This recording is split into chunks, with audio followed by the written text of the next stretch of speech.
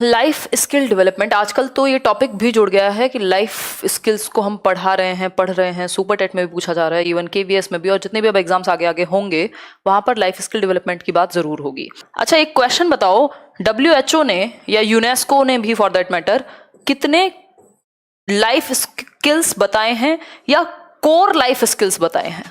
10 core life skills हैं, 10 basic core life skills हैं WHO और यूनेस्को के द्वारा।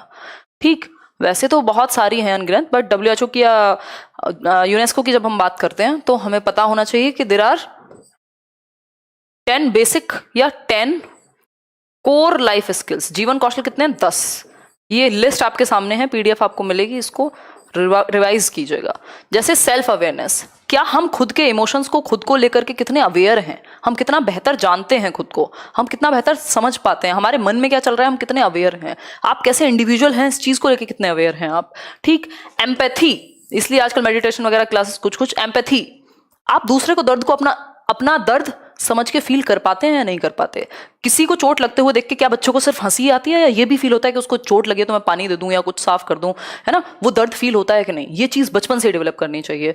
फिर क्रिटिकल थिंकिंग, ऐसा तो नहीं है किसी ने कुछ कहा कि अरे अपने बच्चों की झाड़ फूक करा लो और फर्स्ट आ जाएगा। वो लॉजिकली सोच पाए, वो फैक्चुअली सोच पाए, बस आंख बंद करके मान ना ले चीजों को, क्वेश्चनिंग करे, रीजनिंग करे, क्रिटिकली देखे, आलोचनात्मक दृष्टि से देखे चीजों को, क्वेश्चंस पूछे ज्यादा से ज्यादा। क्रिएटिव थिंकिंग, कुछ नए ढंग से करे, बस कोई भी चीज करनी है जस्ट उसको क्या कर दे, रिपीट ना कर दे, बस काम खत्म करना है। होमवर्क भी करना है तो कुछ ढंग से करे, कुछ अलग ढंग से करे, क्रिएटिवली करे। डिसीजन मेकिंग, लाइफ हमेशा डिसीजंस के बारे में रहती है और डिसीजंस हमेशा आपकी लाइफ में लेने पड़ते हैं आपको। तो आप बच्चे को बैसाखियां ना दें कि आप उसके लिए हमेशा डिसीजन लेते रहें। एज पेरेंट्स और टीचर्स उसको मौका दें सोचने का, डिसाइड करने का। गलत भी लेगा अगर डिसीजन, तब भी सीखेगा। तो डिसीजन मेकिंग की स्किल, प्रॉब्लम सॉल्विंग की स्किल, हमेशा एक प्रॉब्लम आपके सामने रहेगी, कुछ ना कुछ प्रॉब्लम किसी ना किसी फॉर्म में, तो वो उसको सॉल्व करनी आनी चाहिए, डील करना आना चाहिए। इतनी बात भी क्लियर है मेरे ख्याल में। नेक्स्ट है इफेक्टिव कम्युनिकेशन, बहुत महत्वपूर्ण है आज की डेट में कि आप खुद को ठीक से कम्युनिकेट कर पाएं, दूसरे की बात को सुन पाएं, अपनी बात को कह पाएं ढंग से। फिर है इंटरपर्सनल रिलेशनशिप, दो या दो से अधिक लोगों में जब आप बैठे हो, उनको उनके साथ क्या कर पाएं, आप एकोमोडेट कर पाएं, आप समझ पाएं एक दूसरे को। ऐसा ना हो जब बात टीम वर्क की आए या 4 लोगों की आए तो आप लड़ मरते हो। फिर है कोपिंग विद स्ट्रेस, कमिंग लिखा हुआ है इसमें, कोपिंग विद स्ट्रेस, आप स्ट्रेस को मैनेज करना जानते हो, है ना, नहीं तो क्या होगा, सब कुछ बैंड बज जाएगी, इमोशंस आपकी लाइफ की बैंड बजा सकते हैं अगर हमें कोप करना नहीं आता होगा तो। कोपिंग विद इमोशंस या कमिंग विद इमोशंस, इमोशंस को कंट्रोल करना या उनके प्रति अवेयर होना या अडेप्ट करना, कहाँ किस इमोशन को यूज करना है ये हमें पता हो। तो ये बेसिक 10 कोर लाइफ स्किल्स हैं।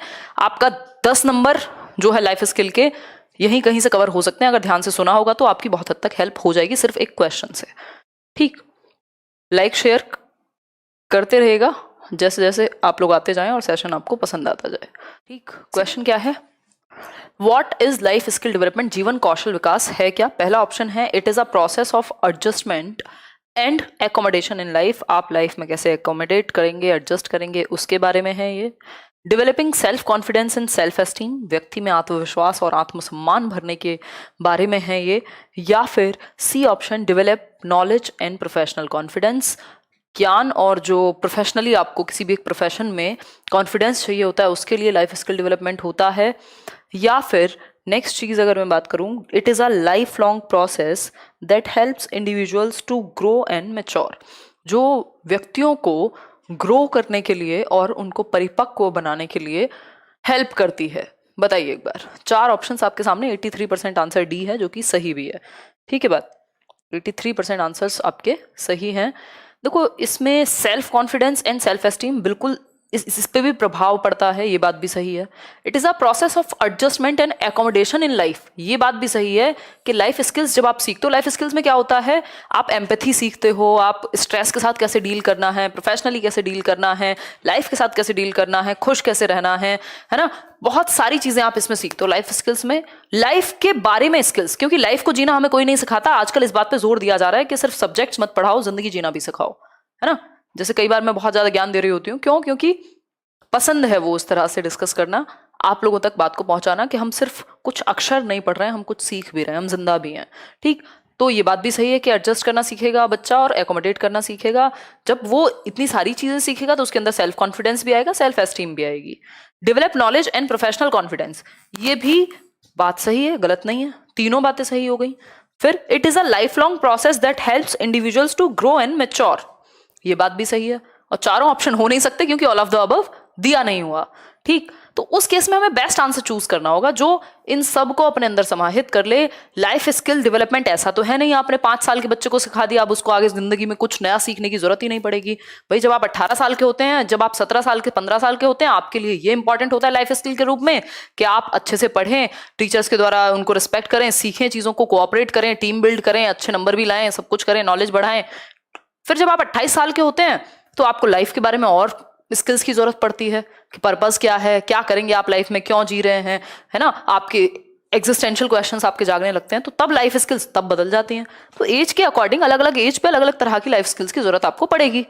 इसका मतलब हम ये कह सकते हैं कि एक लाइफ लॉन्ग प्रोसेस है जो एज और डेवलपमेंटल स्टेज के अकॉर्डिंग दी जानी चाहिए, that helps individuals to grow and mature.